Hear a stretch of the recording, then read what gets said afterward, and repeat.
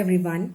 In this video, we will be studying about various types of elements that are available in an electrical circuit. We will be studying about open circuit and short circuit conditions in a network, as well as we will be dealing with basic definition of branch, node, mesh, loop that comes in a circuit.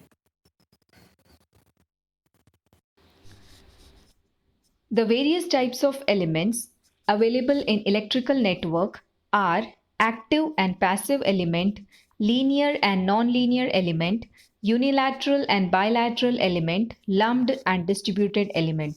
Let us have a look at the various types of elements.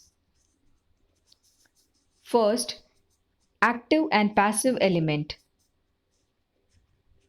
The element which are capable of delivering power to external devices are called as active element. For example, a battery, generator, etc. While passive elements are the elements which absorb power from external sources. For example, resistor, inductor, capacitor. The second type of element are linear and nonlinear element. Linear elements are those which obey Ohm's law or superposition principle. They are highly conductivity material. For a linear element, voltage and current relationship will always be a linear line. While for a nonlinear element,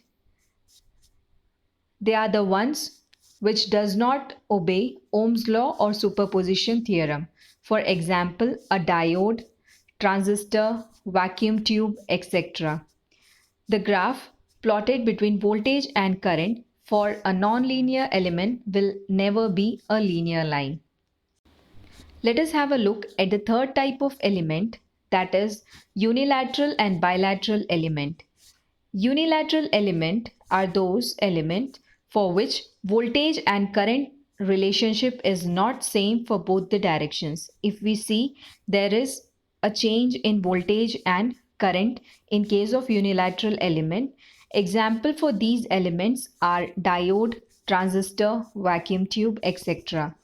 In case of a bilinear element, the voltage and current relationship is always same for both directions.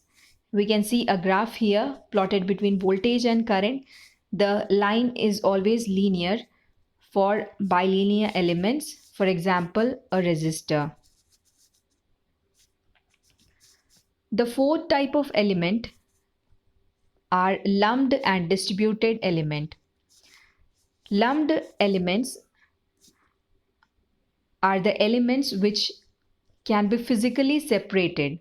That is, here in the circuit we have C0, L0, C1, R1, L1. These elements can be separated physically for the given network. Such networks are called lumped network or lumped element. While in case of a distributed element, the best example is a transmission line. The elements which are not physically separated are called as distributed elements. Transmission line system has got a lot of elements within them, and those elements cannot be separated. Such system or elements are called as distributed elements. Let us study about an electrical circuit. An electric circuit is the network which has a minimum of one closed path. Here, as we can see, there is a battery, a switch, a load, that is bulb, which is connected through a wire forming a closed path. So such a network having minimum of one closed path can be called as electric circuit. There are two types of electric circuit: open circuit and closed or short circuit. As the term suggests, open circuit is a circuit in which current path is broken. As we can see here, there is a source and a load connected through a wire, but the wire is broken here. So current can't flow through this circuit. In such case, current will be zero while voltage will be infinity. While in case of an while in case of a closed circuit, it is a circuit in which current can flow through the circuit. We have a battery, a load that is a bulb, and thoroughly connected through a wire. Current can flow in this network. In such condition, voltage is zero while current is infinity.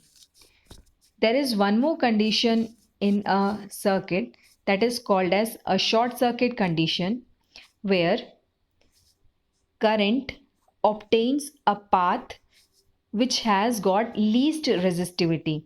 Here we can see we have a source, we have a load, and current, instead of flowing through the load, it's flowing through an intermediate path, because current always tries to flow through the least resistive path.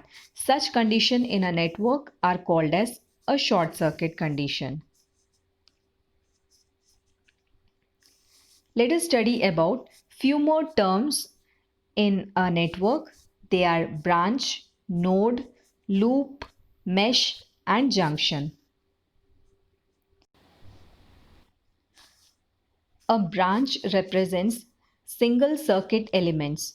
For example, source V1 is a branch, source voltage V2 is a branch, resistor R1 is a branch, R2 is a branch, and R3 is a branch. So for a given circuit, there are 1, 2, 3, 4, 5 branches, as there are 5 elements in the circuit. When we talk about a node is a point in a network where two or more elements are connected. Here 1, 2 elements are connected, that is V1 and R1. So this is a node. V2, R2 is connected. So this is also a node. When we talk about junction, a point in a network where 3 or more branch elements meet together. This point is a junction because R1, R3, R2, 3 elements meet at a particular point. Here, this point is also a junction because 1, 2, 3. 3 points are getting, 3 elements are getting connected at this particular point. So the circuit has 2 nodes and 2 junctions in them. When we talk about a loop, any closed path in electrical circuit is called as a loop. This is a closed path. We can call it as loop 1. This is another closed path. We can call it as loop 2. And the whole circuit is a closed path, because of which we can point it as loop 3. When we talk about a mesh, a closed path in electrical circuit which does not enclose any other closed path inside it is called as a mesh. This is mesh 1. This is mesh 2. An electrical circuit with a closed path and cannot enclose any other closed path inside it are called as mesh. So we have only 2 mesh in this circuit, that is M1 and M2. So a junction is always a node while a mesh is always a loop. Thank you.